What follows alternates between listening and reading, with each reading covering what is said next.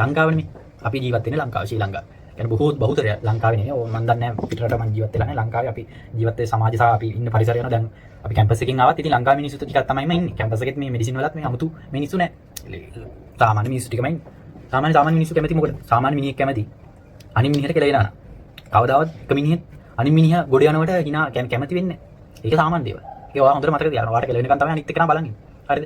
ඒකින්ද කවදාවත් වැටෙනකම් බලන් ඉන්න එපා. 2026 ඒ ලෙවල් ළමයි ඔයාලට අද ඉඳන් අද ඉඳන් ගත්තොත් දැන් අගෝස්තු 10 අගෝස්තු 10 ඒ ලෙවල් එක්සෑම් එක තියෙයි කියලා දැන්ට ටයිම් ටේබල් දාලා නැති. ඒතකොට අද ඉඳන් ගත්තොත් අද ජුනි මාසේ 17යි.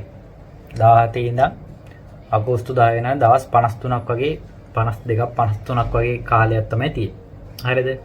එතකොට දැන් අපි කොහොමද ওই දවස් 53 මැනේජ් කරගන්නේ කියලා අපි බලමු. හරි. ඒක කියන්න කලින් ප්‍රධාන වශයෙන් මං කවුද කියලා කියමු. දැන් අපේ පන්තියේ ළමයි නම් මං කවුද කියලා දන්නවා. මං තරිඳු වලිමිනිගේ 2022 A level exam එකෙන් A2යි B1යි රිසල්ට් එකක් කරගෙන කරාපිටියේ වෛද්‍ය පීඨේ මේ අවුරුදු මේ වෙනකොට 3 වෙනි වසරේ ඉගෙන ගන්න ළමෙක්. අර ළමෙක් නෙමෙයි. මේ 3 වෙනි වසරේ ඉගෙන ගන්නවා. හරිද? ඒක පැත්තකින් තියමු. හරි. එතකොට මම මේ වෙනකොට අවුරුදු 4කට වඩා වැඩි කාලයක් උපකාරක පන්ති කරනවා.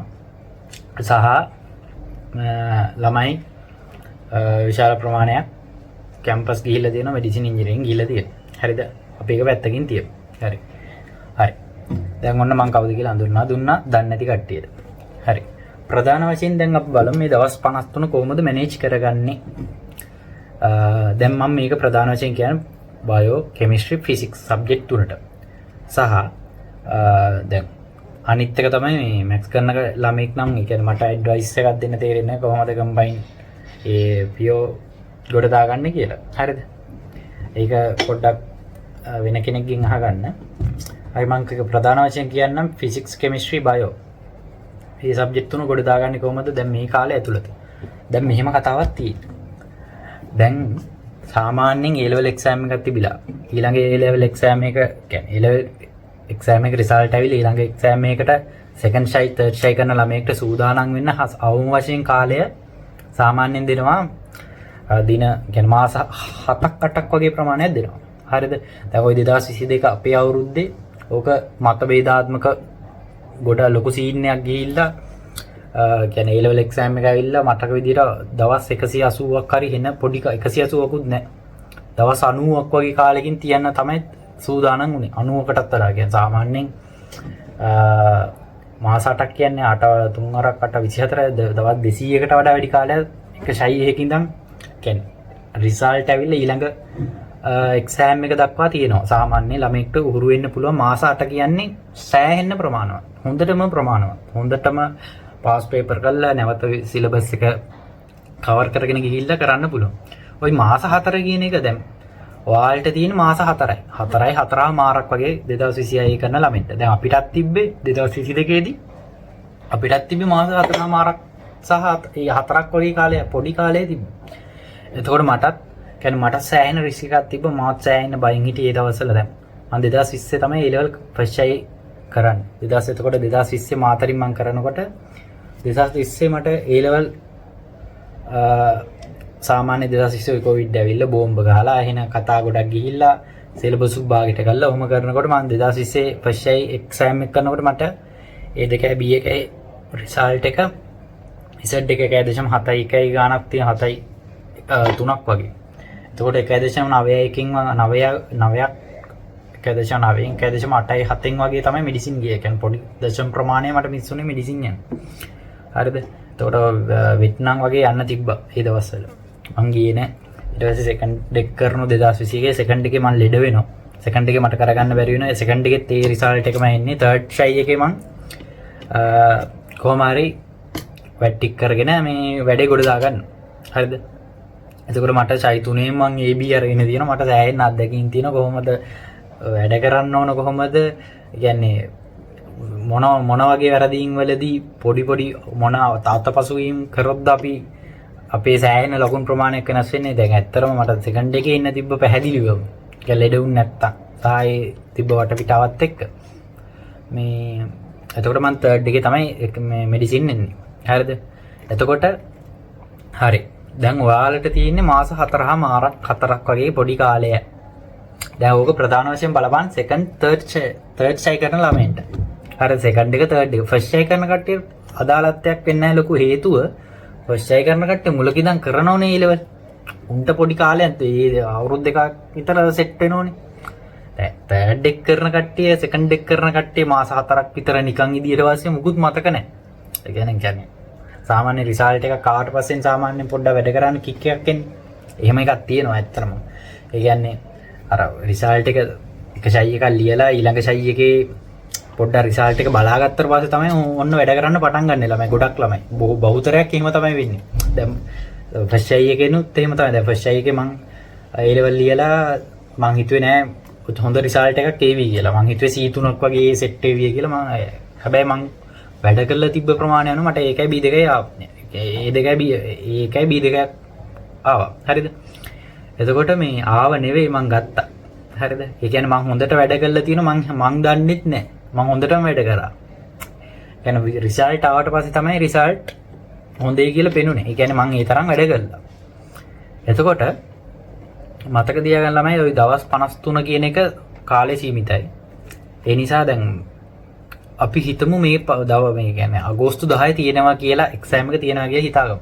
දැන් බැරි වෙලාවත් ඕක කියන්නේ අගෝස්තු 10ට එහා කල් ගියොත් ඔයාලට වාසි. ඒක පැත්තකින් තියන්න. බැරි වෙලාවත් අගෝස්තු 10 තිබ්බොත්. හරිද? අගෝස්තු 10 තිබ්බොත් ඔයාලට ලියන්න වෙනවා. සමහර ළමයි ස්කිප් කරાવી. මන් කියන්නේ ස්කිප් කරන්න කියලා. ස්කිප් කරන එක මේ නුවන්ට හුරු වැඩක් නෙවෙයි. ඔය මටත් 2022 ලෙවල් එක්සෑම් එක ස්කිප් කරන්න තිබ්බා. ඒ කියන්නේ ඒ තරම් දෙගිඩියාවෙන් හිටිය මෙඩිසින් යන්න වැට උඩ. ඊළඟ ෂයි එක ලිව්වොත් ලියලා පොඩ්ඩක් අහේ මේ වුණොත් අපරාධ මෙඩිසින් යන්න වෙන්නේ නැහැ. ෂයි එකක් මිස් කරලා ගියොත් කියලා මාත් හිතුව සෑහෙන්න. ඒ කියන්නේ ඒත් මං කොහොම හරි කරා කොහොම හරි මම මේක කරනවා කියලා හිතාගෙන ඒක කරලා දැම්මා. හරිද? ඒක නිසා කරපු කෙනෙක් තමයි කියන්නේ. පුළුවන්. මේ කාලේ සීමාව පුළුවන්. හරිද? ඒකින්ද තියෙන කාලය වා උපරිම මැනේජ් කරගන්න. හරිද? තාදයක් තමයි අසාධාරණයක් වුණොත් අසාධාරණනේ සමස්ත ළමයින් කියන්නේ ඔක්කොටම තමයි මේ අසාධාරණ වෙන්නේ. එක ළමෙක්ට වාට විතරක් නෙමෙයි මේක අසාධාරණ වෙන්නේ. හරිද? ඉන්නේ එක හොඳට මතක තියාගන්න. ඒක නිසා මේ අසාධාරණයක් තමයි ඇත්තටම මේ කියන්නේ. ඒ ලෙවල් කල් දාන්න ඕන. ඇත්ත කතාව. ඒ කියන්නේ හේතුව තමයි එක්කෝ වේලාසන් රිසල්ට් දෙන්න ඕන. අගෝස්තු මාසේ තියෙන එක ප්‍රශ්නයක් නැහැ. වේලාසන් රිසල්ට් දුන්නා. හරිද? රිසල්ට් දෙන්න පරක්කු කරගෙන ඒක ඇදලා පස්සේ රිසල්ට් දීලා හරියටම ඩේට් එකට එක්සෑම් තියෙන එක ඒවා හරි වැඩ නෙවෙයි. හරි නෑ ඒක අනිවාර්යෙන් මේ A level රිසල්ට් එක කියන්නේ A level එක්සෑම් එක පොඩ්ඩක් කල් යන්න ඕන. හරිද? හේතුව මේ රිසල්ට් එන්න පරක්කු වෙච්ච ඉඳ. හරිද? රිසල්ට් එක කලින් දුන්නම් කිසි ප්‍රශ්නයක් නැහැ අගෝස්තු වල තියෙන එක. හරි. ඒක පැත්තකින් තියමු. දැන් අපි කොහොමද මේ දවස් 53 කළමනාකරණය කරගන්නේ? අන්න එකක් බලමු. හරි. ඕක යන්න කලින් මම පොඩි කතාවක් කියන්නම්. සාමාන්‍යයෙන් ඒ කියන්නේ මෙහෙමයි. ගොඩ ඒ කියන්නේ ප්‍රධාන වශයෙන් ලංකාවනේ මේ අපි ජීවත් වෙන්නේ ලංකාවේ ශ්‍රී ලංකාවේ. කියන්නේ බහුතරය ලංකාවේ නෙමෙයි. මම දන්නේ පිටරට මම ජීවත් වෙලා නැහැ. ලංකාවේ අපි ජීවත් වෙ සමාජ සහ අපි ඉන්න පරිසරය යනවා. දැන් අපි කැම්පස් එකකින් ආවත් ඉතින් ලංකාවේ මිනිස්සු ටිකක් තමයිම ඉන්නේ. කැම්පස් එකෙත් මේ මෙඩිසින් වලත් මේ 아무තු මිනිස්සු නැහැ. සාමාන්‍ය මිනිස්සු ටිකමයි ඉන්නේ. සාමාන්‍ය මිනිස්සු කැමති මොකද? සාමාන්‍ය මිනිහෙක් කැමති අනිත් මිනිහට කෙලවෙනවා නා. කවදාවත් එක මිනිහෙක් අනිත් මිනිහා ගොඩ යනවට hina කැමති වෙන්නේ නැහැ. ඒක සාමාන්‍ය දේවල්. ඒක ඔයා හොඳට මතක තියාගන්න. ඔයාට කෙලවෙනකන් තමයි අනිත් එක්කෙනා බලන් ඉන්නේ. හරිද? ඒකින්ද කවදාවත් වැටෙනකම් බලන් ඉන්න එපා. හරිද? වැටෙන්න දෙන්න එපා තමන්. අනිවාර්යෙන් තමන් ගොඩ ගන්න. කවුරු හරි ඔයා දිහා බලන් ඉන්නේ ඔයා වැටෙනකම්. මොකක් හරි කතාවක් කියන්නේ. කිසිම අදාළත්වයක් නැති පුද්ගලයෙක් වෙන්න පුළුවන්. ඌ අනිවාර්යෙන් ඉන්නේ දැන් මේකේ අපේ කැම්පස් වලත් එහෙමයි. කැම්පස් වලත් ඉන්න මිනිස්සු කෙලවෙනකන් තමයි බලන් ඉන්නේ කතා කියන්නේ. කතා කට උල් කරගෙන ඉන්නේ. හරිද? ඒ මිනිස්සුන්ට වරදිනවා. හරිද? මිනිස්සුන්ට වරදිනවා. ඊට පස්සේ මිනිස්සු වැටෙනවා. වැටෙන තැන් වලින් වැටෙනකම් බලන් ඉන්නේ. හරිද? අත දෙන්න එකෙක්වත් නැහැ. හරිද? අත දෙන්න එකෙක්වත් නැහැ. කතා කියන්න ගල් පෙල්ලන්න වලවල් කපන්න සෑහෙන ප්‍රමාණයක් ඉන්නවා. ඒක තමයි හැටි. ඒක තමයි සමාජය. අන්න ඒක හොඳට තේරුම් ගන්න. ඒක නිසා තමන්ව ශක්තිමත් කරගන්න. හොඳට මහන්සි වෙලා වැඩ කරන්න. අර මේ කාලේ කියන්නේ මාරම් වැදගත්. ඒකින්ද හොඳට ඔළුවෙත් දාගන්න මේ තමන්ට කෙලවන්න තමයි ඔක්කොම බලන් ඉන්නේ. ගොඩක් වෙලාවට. يعني තමන්ට අත දෙන්න ඉන්නේ අතේ ඇඟිලි ප්‍රමාණයක් තමයි ඇත්තටම තමන්ගේ දියුණුවට තමන්ගේ උපේක්ෂාවට ඔයාට තේරෙයි. සමහර වෙලාවට මම මේ කියන දේ ඔයාට කියන්නේ අඩු බොරු කියන්නේ කියලා. ඔයාට තේරෙවි කාලයක් ගියාට පස්සේ. හරිද? يعني මම මේ දක්වා يعني මම ආශ්‍රය කරපු සමාජයත් හිටපු සමාජයත් සහ මේ ඒ අත්දැකීම් එක්ක මම කියන්නේ අපේ දැන් අපේ ටියුෂන් ක්ෂේත්‍රෙකම කියන්නේ අපි උගන්වන ක්ෂේත්‍රේ අපි උඩට එනවට ඒ ක්ෂේත්‍රේ නේද කියන්නේ ක්ෂේත්‍රයේ සමහර කට්ටිය කැමති නැහැ. තාදයක් තමයි දැන් උදාහරණයක් අපි කැම්පස් එකේ පන්ති කියන්නේ කැම්පස් ඇවිල්ලා අපි වන්දි කරන එකට කැම්පස් එකේ උන් සමහරුන් කැමති නැහැ. අපිට උපදෙස් දෙනවා මෙහෙම කරන්න ආම කරන්න. ඒ හැටි. කියන්නේ තව මිනිහෙක් අනිත් මිනිහෙක්ට වඩා උඩ එනකොට මේ සමහර මිනිස්සු කැමති නැහැ. ඒක ඒ සමාජයේ හැටි. ඒක ඔයාලට වෙනස් කරන්න බෑ. ඒකින්ද ඒක හොඳට මතක තියාගන්න. කොහොම හරි වැඩේ තමයි ඔයා අනිවාර්යෙන් වැඩ කළා ගේමක් ගහන්න ඕන. හරිද? ගේමක් ගහලා ඔයාලට පුළුවන් මේ දවස් 53 මැනේජ් කරගන්න. මම කියන්නම් මේ දවස් 53 කොහොමද මැනේජ් කරගන්න ඕන, සබ්ජෙක්ට් තුන කොහොමද බැලන්ස් කරගන්න ඕන කියලා කියන්න. මම ඔයාලට වැඩක් පෙන්නන්නම්. මම මීට දවස් කියන්නේ මාස 4කට 5කට විතර කාලෙකින් ගත්තා පොඩි මේ කියන්නේ අපිට අවශ්‍ය දෙයක්. මෙඩිකල් මෙඩිසින් කට්ටියට ඕන මේ ස්ටෙත් එක. සාමාන්‍ය මේක මේ ඒ දවස්වල නාද අපේ අයියත් මෙඩිසින් ඒ දවස්වල අපේ අයියගේ දිහා බලාගෙන තමයි අපි මේ පාඩම් කරේ. මේ ඒ දවස්වල රුපියල් 12000ක් කොහෙද දැන් නම් මේක 40 ගානක්ද කොහෙද 38ක් වගේ ගන්න. මේ මම මගේ සල්ලි වලින් ගත්තේ. හරිද? ඒ කියන්නේ මේක කියන්නේ ඇත්තම කියනවා නම් කොල්ලෙක් වුණාම කැම්පස් යන කොල්ලෙක් නම් Tamanට කට්ටයක් තියෙන්න ඕන. ගෙදරින් සල්ලි ගන්න නැතුව ගේමක් ගන්න. සමහර වෙලාවට දැන් අපිට සෑහෙන කතා කියලා තියෙනවා මේ උඹ කොහොමද ඔහොම කරන්නේ? ඔහොම ඕව කරන්න එපා. කියන්නේ ටියුෂන් කරන්න එපා. එහෙම සෑහෙන කතා කියලා තියෙනවා මෙහෙම කරපන් නිකන් උගන්නපන්. ඒ කියන්නේ මොකක්වත් නොකර නිකන් ජංගියත් ගෙදර සල්ලි වලින් අරගන්න කට්ටිය. අර ඒ කට්ටිය සෑහෙන කතා කරනවා. හරිද? ඒවට වැටෙන්න එපා. හරිද? අනිවාර්යෙන් ගේමක් ගහන්න. හරිද? මේකේ මේ ස්ටෙත් එකේ මේ නම ගහන්නේ. හරිද? මේ බලන්න මේකේ මේ ඔයාලට පේනවද දන්නේ. මේකේ මේ තරිඳු කියලා ගහලා තියෙනවා මගේ නම. පේනවද? හරිද? පේන්නේ නැතුව ඇති. ඒ කියන්නේ කවදා හරි දවසක කියන්නේ බයෝ කරන ළමයි කියන්නේ තමන්ගේ ටාගට් එක ඇචීව් කරගන්න. හරිද? ඒ කියන්නේ තාදයක් තමයි තමන්ගේ සල්ලි වලින් පුළුවන් තරම් ගේමක් ගහන්න බලන්න. හරි තමන් කැම්පස් ආවට පස්සේ හම්බ කරන්න පුළුවන්. කියන්නේ කැම්පස් ආවට පස්සේ තමන් කැමති ක්ෂේත්‍රයක ගේමක් ගහන්න පුළුවන්. හරිද? ඒක නිසා මේ දවස් ටිකේ අනිවාර්යෙන් වැඩ කරන්න. දැන් බැරි වෙලාවත් මං අර ෂයි එක ස්කිප් කරා නම් ගිය ඒ කියන්නේ 2022 එක ස්කිප් කළා එහෙම වුණා නම් කියන්නේ සමහර වෙලාවට මට මේක මිස් වෙන්න තිබ්බා. හරිද? ඒක නිසා කවදාවත් අතාරින්න එපා. දැන් කවුරු හරි ගා මෙන්න මේ එකක් ඇවිල්ලා මේක පෙන්වන්න මේක මෙහෙම එකක් නෙමෙයි. දැන් මං ගත්ත එක මට පෙන්වන්න පුළුවන්. කිසි ප්‍රශ්නයක් නැහැ. කාගේවත් සැල් නෙමෙයිනේ. දැන් මම මේක ඔයාලට වෙනනම් මේක මොටිවේෂන් එක. අනිවාර්යෙන් ඔයාලා මින් එකකට වැඩ කරන්න. ඔයාලට පුළුවන්. හරිද? ඒ කියන්නේ හේතුව අපිත් ඒ දවස්වල හිතන් හිටියේ මෙඩිසින් කියන්නේ දැන් අපේ අයිය මෙඩිසින් ගියා. අයිය මෙඩිසින් යනකොට මම 7 වසරේ වගේ 8 වසරේ වගේ. ඒ දවස්වල දැන් අයියා ඒ දවස්වල මෙඩිසින් යනකොට දැන් අපි දැන් ඉස්කෝලේ දැන් ඉන්නවා. දැන් අපිට මේ මාර මැජික් ඔඩු කොහොම සුපිරි. ඒ කියන්නේ අයියට මෙහෙන සමාජේ කට්ටිය. එහෙම තියෙනවනේ පොඩ්ඩක්. මේ කොහොම හරි දැන් ඒ ලෙවල් කරනකොට අයිය තමයි වීරයා. කියන්නේ මෙඩිසින් නේ. අපි කියන්නේ යම් කිසි අපි බයෝ කරනකොට බයෝ වල උපරිම මෙඩිසින් නේ. දැන් අපි හිතෙන් හිටියේ දැන් මුල් කාලේ ඒ ලෙවල් කරනකොට මුල් කාලේ ෆස්ට් ටර්ම් ඒ කියන්නේ පළවෙනි ටර්ම් එකේ වගේ 12 වසරේ පළවෙනි ටර්ම් එකේ මට තිබ්බේ ඇත්තටම වශයෙන් මේ දැන් මාත් වෙන ලොකුවෙන් දැන් මුල් කාලේ කොහොමත් මුල් කාලේ කවුරුත් ලොකු කමටනේ කරන්නේ කරගෙන යනකොට මට බයෝ වලට තිබ්බේ බයෝ වලට 42යි කෙමිස්ට්‍රි 23යි ෆිසික්ස් වල 32 දකෝද ඔන්න ඔය පළවෙනි වාරේ 3 හරිද? එතකොට සාමාන්‍යයෙන් කෙමිස්ට්‍රි ෆිසික්ස් දෙකම ෆේල්. කෙමිස්ට්‍රි වලට 23යි ෆිසික්ස් වලට 32යි. S එකක්වත් නැහැ. බයෝ නම් S එකක් තියෙනවා. හරිද? S එකක් ගන්න ඇත්තටම A level වලට O level A8ක් විතර අරගෙන මේ S එකක් ගන්න සබ්ජෙක්ට් එකක් කරලා වැඩක් නැහැ නේ. ඒකින්ද මට මාර ලැජ්ජයි දැන් ගෙදර එන ගම මම කල්පනා කර ඉනවා. අඩ මේ හොඳ ඉස්කෝල එකකට ගිහිල්ලා මේ බයොත් කරලා දැන් මේ A level වලට S එකක්වත් ගන්න බැරි සීන් එකක් තියෙන කියලා දැන් අයියල කොහොම කරාද කියන හෙන්න ලොකුයි. ඊට පස්සේ එහෙම පටන් ගන්නකොට එහෙම පටන් ගන්නකොට අමාරුයි. ඊට පස්සේ කාලයක් එක දිගට කරා. එක දිගට මහන්සි වුණා. නිදි මරාගෙන වැඩ නිදි මරාගෙන කියන්නේ එහෙම යම් කිසි කාලයක් නිදාගත්ත ටාගට් එකකට වැඩ කරා. ඒකේ ඩිසිප්ලින් තියාගත්තා. කියන්නේ උදේ සාමාන්‍ය 11ට රෑ 11ට නිදා ගන්නවා නම් හැමදාම 3ට නැගිටිනවා. 11 3 ඒ වගේ 11 4 ඒ වගේ එහෙම නැගිටිනවා. ඒව නැගිටලා වැඩ කළා කාලයක් යනකොට එක දිගට වැඩ කිරීමෙන් තමයි කාලයක් එක දිගට වැඩ කරන්න ඕනේ. එතකොට ගේමක් ගන්න පුළුවන්. හරි. ඒක නිසා කවදාවත් හීන අතාරින්න එපා. يعني තමන් කියන්නේ ප්‍රධාන වශයෙන් කියන්නේ ඇත්ත වශයෙන් කියනවා නම් මේ දැන් ඔය